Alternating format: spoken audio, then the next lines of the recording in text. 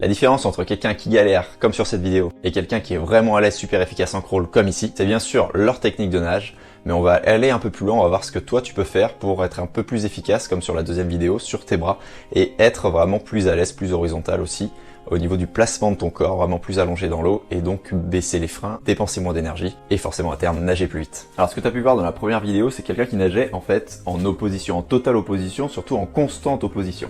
Et ça va être un problème, tu vois, d'avoir toujours les bras en fait, un bras au-dessus, un bras en dessous, un bras devant, un bras derrière, et en fait de toujours tourner les bras, de jamais avoir de temps de propulsion, un temps de propulsion beaucoup trop long et un temps de glisse beaucoup trop court. Pourquoi? Parce qu'en fait, le fait d'avoir toujours un bras très longtemps au-dessus de l'eau pendant que l'autre est sous l'eau, ça fait couler les pieds. Les bras très longtemps aussi entre les épaules et les pieds, toujours en fait en direction des cuisses, ça fait que on va couler beaucoup plus en fait qu'avoir les deux bras devant. D'où en fait l'intérêt et pourquoi tous les nageurs en fait utilisent un bras très longtemps au-dessus de l'eau, c'est une coordination en fait en semi-rattrapé avec les deux bras en avant de la ligne des épaules et avec les bras qui passent moins de temps au-dessus de l'eau que dans l'eau, que sous l'eau, même si sous l'eau le bras passe beaucoup de temps à glisser. En fait c'est ça qu'il faut rechercher.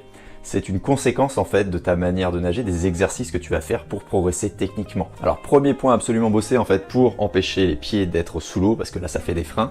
Comment les remonter un peu plus en surface, même si c'est pas totalement en surface au tout début, l'idée c'est vraiment d'y tendre et de remonter progressivement.